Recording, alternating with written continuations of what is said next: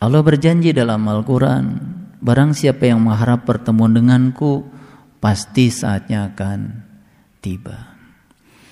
Wahai Tuhan yang mempunyai kerajaan, Engkau berikan kerajaan kepada orang yang Engkau kehendaki, dan Engkau cabut kerajaan dari yang Engkau kehendaki. Kerajaan itu adalah otoritas. Otoritas itu adalah kekuasaan. Siapa yang paling berkuasa? Yang maha kuasa. Yang maha kuasa ya tentu saja Allah.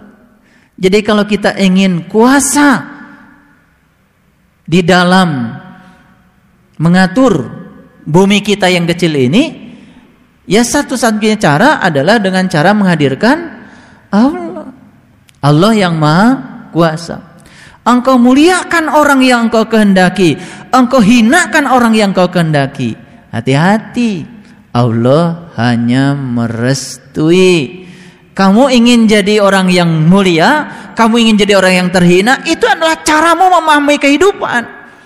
Itu adalah pilihan-pilihanmu sendiri dalam kehidupan ini. Jadi kalau gitu, apakah Allah menciptakan surga dan neraka? Kalau gitu di mana letaknya surga? Surga itu letaknya tadi saat di mana kita menentukan pilihan awal untuk kita melalui kehidupan yang sekarang.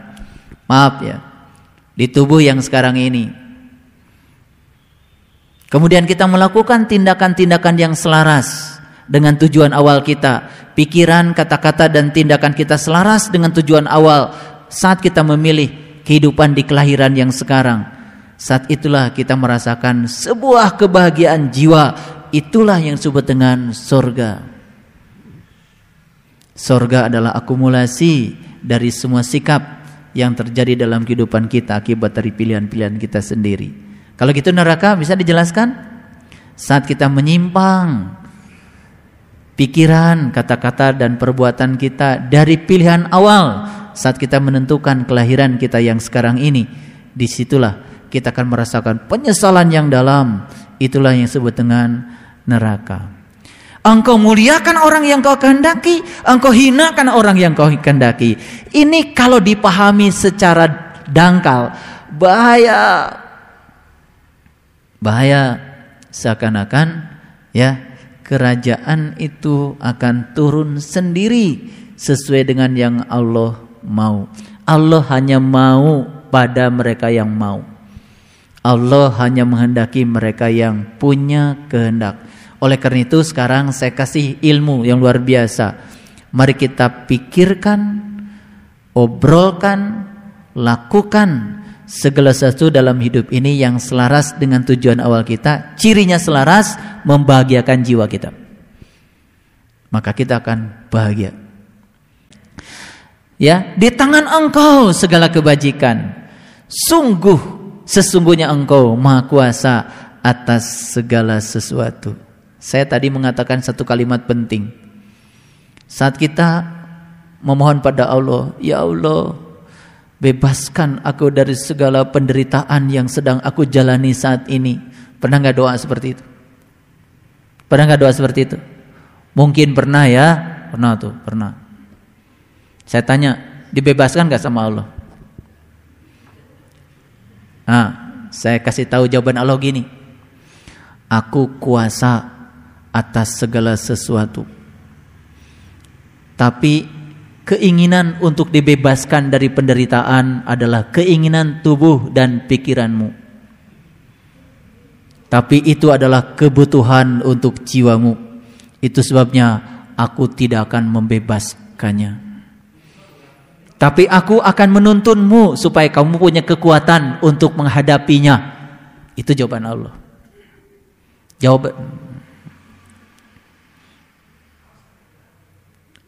Ngerti sekarang? Ya.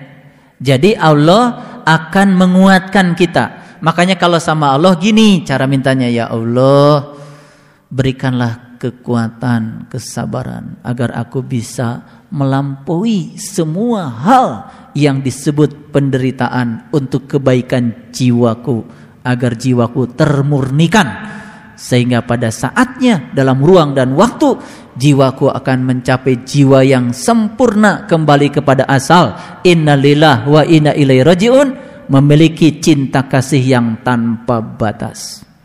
Hafal doa itu? Baik, bisa dipahami sekarang ya. Jadi perhatikan, di tangan Engkau segala kebajikan. Yes. Sesungguhnya Engkau maha kuasa atas segala sesuatu. Mungkin pernah kita berpikir, katanya Allah tuh maha kuasa, maknya Allah tetiasa ngarobah nasib abdi. Suka ada yang gitu? Masih ada yang begitu. Sekarang paham? Ya, jawaban Allah tadi. Ya, jawaban Allah. Penolakan itu berasal dari tubuh dan pikiranmu. Tapi ingat, dirimu yang sebenarnya bukan tubuh dan pikiran. Dirimu yang sebenarnya adalah jiwa. Aku yang sedang berada dalam dirimu. Demi kemurnian sang jiwa yang ada dalam tubuhmu, aku tidak membebaskan semua penderitaan, karena ini adalah kebutuhan jiwamu. Aku hanya akan memberikan kekuatan dan kesabaran. Saat engkau mengeluh dalam doa-doaku, aku menghampirimu dan menguatkan kamu. Makanya selalulah bersamaku. Itu sebabnya doa artinya adalah ajakan, undangan. Undang aku biar kamu jadi kuat. Bukan untuk dibebaskan. Makanya berhenti, pergi sana, pergi sini, ziarah sana, ziarah sini. Ingin bebas dari penderitaan. Yang didatangi pun orang-orang yang menderita. Ya. Datang sama bapak ini, dia juga lagi menderita. Dia juga tidak sedang bisa membebaskan dari penderitaannya, ditambah beban dari kita. Betul nggak? Tolong doakan Pak. Dia juga masih bingung dengan doa-doanya. Dia juga gak ngerti kesempurnaan doa seperti apa. Oke, maka sekarang pikirkan, katakan, lakukan sesuatu yang selaras dengan tujuan awal kita. Cirinya apa? Membahagiakan jiwa kita. Makanya tadi kuncinya 3. Jangan menyakiti, banyak membantu. Bantu dengan apa saja. Dan kalau menolong jangan sombong. Karena yang menolong tidak ada, yang ditolong tidak ada, pertolongan pun tidak ada. Sudah. Itu. Kalau mau membangun persahabatan jangan berdasarkan kesamaan. Sudah, kesahabatan karena cinta kasih dari dalam. Kesahabatan bukan karena terjebak oleh benar salah. Yang seperti itu nanti yang disebut benar hari ini oleh dia, besok bisa jadi tidak benar. Itu sebabnya kebahagiaan, kemarahan tidak ada yang abadi, semua berlalu. Kalian mungkin hari ini dengar ceramah saya, mungkin suatu saat menghujat saya, dan saya akan menerimanya, karena itu sedang berproses dalam ruang dan waktu. Itulah cara kalian memahami kehidupan, itu pilihan kalian sendiri. Itu sebabnya saya tidak mau melekat sama kalian. Mau ngaji boleh, nggak ngaji juga nggak apa-apa. Karena saya ngaji bukan berdasarkan kesamaan benar atau salah. Saya ngaji karena ada cinta kasih dalam diri saya. Ini pilihan pada saat saya lahir ke dunia. Ini pilihan saya yang dulu. Maka saya melakukan yang saya pilih. Karena kalau saya mengajar jiwa saya bahagia. Karena bagi saya mengubah satu orang sama dengan mengubah dunia.